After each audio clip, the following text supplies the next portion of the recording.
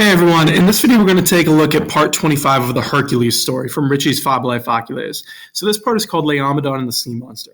So like I always tell you in these videos, the first thing you want to do is make sure that you have the vocab under control. It's really difficult to read this Latin if you don't know what the words are. So if you want, you can take a look at my textbook, Nova Latin. I have the vocab there, a lot of vocab to help you out. Or you can look it up if you can find like a commentary, anything that might help you out, or make your own list, whatever it is. But you want to start by having a really good sense of what the vocab is.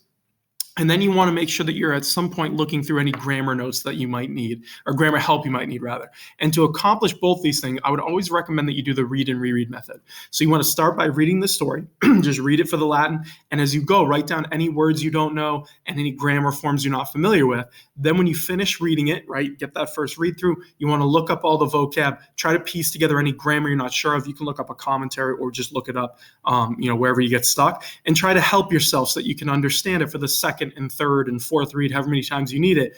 But once you keep reading after that initial time of writing down problems, if you keep doing that, eventually you'll hit a point where you'll be able to read this without needing to live in a dictionary or look up all the different grammar terms and still understand it. And that's really where you want to be. So again, to help you with this, if you can find someone in class to read the story to and have them read it back to you, that's a great way to practice your speaking and your listening skills. But you want to just make sure you're using all the skills and all the tactics you have to try to read the story, not just translate it, right? It's a different skill, but you'll understand it better if you're reading it for what it is instead of just getting sort of bogged down on every single word and trying to translate it in your head. So once you hit that point, you feel really comfortable with it. You want to check your translation against what we're going to do right now. And hopefully if what you did matches pretty close to what I'm doing, you can feel comfortable that you're on the right track, right? It doesn't need to be exactly like mine, but as long as it's on the right idea, right, or the right path, you can know that you're in a good spot, right, and feel comfortable with it. So let's start up. This story starts or continues after Hercules has fought the Amazons, right? So we mentioned this in the last video. He's basically making a detour to the city of Troy, right? The famous city from the Trojan War. So there's a good connection back to really famous Greek mythology. And again, if you're not sure about these people, Laomedon or Troy, look them up, right? You could even do like a quick Wikipedia search and probably get pretty close. But look these up so you understand what they're referring to. But the story starts like this. You have Laomedon, quidam, illo tempore regnum Troiae obtinebat. So this means at that time, right, illo tempore, a certain Laomedon. So the quidam there just means like a certain, right? His name is Laomedon. He was obtaining or holding, right? You might say obtained the regnum, the rule of Troy, right? So he was the king of Troy at this time. Then you have ad hunc Neptunus et Apollo anno superiore venerant, et cum Troia nonda moenia haberet ad hoc opus auxilium obtuleran. So you're saying to this one, right, ad hoc to this person, meaning, you can either think of to Troy or even to Laomedon. Neptune and Apollo, and I guess it would be Laomedon because of the gender here, but it's Neptune and Apollo, those two Greek gods, right? Neptune and Apollo had come, venerant, anno superiore, the previous year, right? So they had shown up. And now here we have a cum clause, and it's got a subjunctive here. You can see haberet. So it's not saying with. This is what we call a causal cum clause. So you can probably translate this best as since, right? So since Troy, there's your subject, nondum haberet, moenia, it no longer had, haberet, had walls, right, moenia. Since it no longer had walls, they obtuleron, they offered or they had offered help, auxilium, right? Ad hoc opus means like for this work, literally to this work, but it's expressing the purpose with that ad there, right? For the purpose of this work. So in other words, since Troy doesn't have walls anymore, right? Because of its history, Neptune and Apollo show up and they offer to help build the walls, right? That's their offer to Laomedon, okay? Then you have postquam tamen, horum auxilio moenia confecta sunt, nolebat Laomedon premium quod proposuerat per solvere. So it's saying afterwards, though, or however, right after the work was done, afterwards, or after the moenia, the walls, confecta sunt, the walls were completed by the help or with the help of them, horum, meaning the help of these two gods. So after the walls were completed, Laomedon didn't want, nolebat, he didn't want to per solvere, to pay or hand over, pay up, right, you might say. He didn't want to pay the premium, the reward, right? And it's the reward which proposuerat, which he had literally set forth or proposed, but you might even say like promised, which he had promised. So Neptune and Apollo helped build the walls of Troy. Laomedon had said, I'll give him a reward. He doesn't give the reward, right? He's being a little cheap here. So the walls are built and he's kind of reneging on his promise, right? He doesn't want to pay up. So you have Neptunus egetor et Apollo, obhon causam errati monstrum quodam miserunt, specie horribili, quod quotidie e mari veniebat et homines pecudesque vorabat. So therefore, Neptune and Apollo, right, the two gods that he offended, they're described as errati, angry, right? So angry Neptune and Apollo.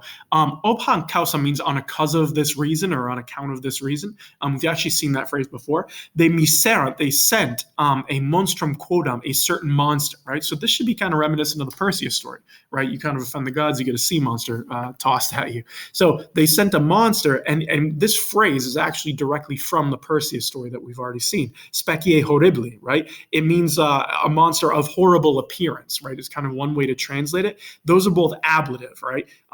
So you could almost think of it as like a monster with a horrible appearance, but it's showing like the characteristic of the monster. So it says, and again, by the way, that's the way I believe in the Perseus story, Ritchie describes Medusa, right? Same idea. So it has this horrible appearance, this horrible sea monster. Okay, and it's a sea monster which quotidie, every day or daily, veniebant, it was coming from the sea. And again, the imperfect of veniebant is there to show you that it's like a daily occurrence, right? It happens over and over again. So it was coming from the sea, and it was eating, vorabat, literally it was devouring, homines, meaning people. And then you have pecudesque, the que is the same as et, it means and. So it's devouring men, and cattle is really what this means, pecus, right? Cattle, or herds of cattle, you might say. Then you have Trojani autem, timore perterriti in urbe continebantur, et pecora omnia ex agris inter muros compluerant. So the Trojans, Trojani, moreover, because of all this, right, the Trojans, perterriti timore, they're described as terrified, perterriti, terrified from the fear, right, from fear. So they're almost like frozen from being so afraid of the sea monster. They continebantur, they were held or contained, you might say, in the city. So the Trojans don't go out because they're afraid to. There's this monster running around.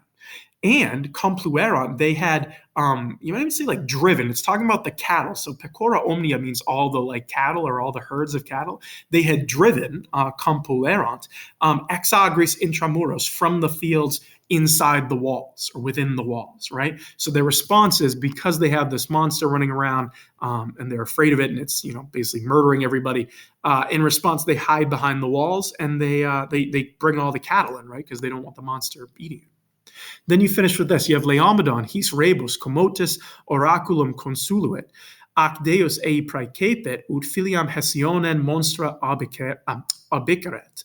So it's saying Laomedon, right, the king, he's described as commotus, so having been moved or upset, you might say. It's a perfect passive participle. So upset on account of these things, his rebus, or by these things, right? Meaning his people dying and the cattle, the whole thing. So he's commotus, he's sort of emotionally moved or upset. He consuluit oraculum, so consuluit is perfect tense.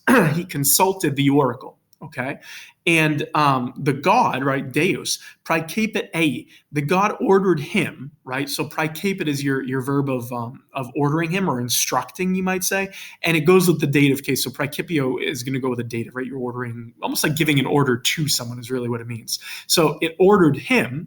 Or the god ordered him. And then you have an ut clause here. This is an indirect command. So it's going to be subjunctive, and it's happening because you have the ordering verb, right? So you order him to do something, that's going to be expressed by the indirect command, the subjunctive. And you can see albiceret is a imperfect subjunctive. You have an infinitive plus an ending, right? It's C. So it's saying the god ordered Laomedon that he should, or he might, albiceret, he might throw, is kind of what it's getting at, throw something too, right? So it's saying that he should throw or throw out his daughter, his filiam Hesionen. Now the en there is a Greek accusative, right? Hesione is her name. So don't get thrown off. You can almost think of that as being equivalent to an em in Latin. Same idea. The en is just the Greek equivalent. So he's ordered to throw his daughter Hesione to the monster, right? Monstro. So the oracle, and this again is very similar to what happened in the Perseus story, right, with Andromeda and, you know, basically feeding your daughter to a monster. It's the same thing, right? The oracle says, if you want this to stop, you need to give up your daughter, you know, and the monster will go away. Okay, so that's the story about Laomedon the king, and again, it all starts or happens because he's offending a god, or in this case, gods, right, by not following through on his word. But the city of Troy has a monster, and this is right before Hercules is going to show up, and you can already take a guess at what's going to happen, right? Hercules is going to come and save the day, right? He's already on his way. So hopefully that made sense. Again, if you have any questions at all, put them in the comments below. I'm happy to help. But otherwise, keep at it, keep reading it. Again, read it until you're able to do this without getting stuck on on anything. And you can always look it up. You can look back to this video if you need it. But at some point, you should reach a point where you can read it and be like, yeah, I understand what's going on. Maybe not perfect, but have a really good sense of what's going on without living in a dictionary or like a grammar commentary. Okay? Good luck with it. Let me know if you need anything.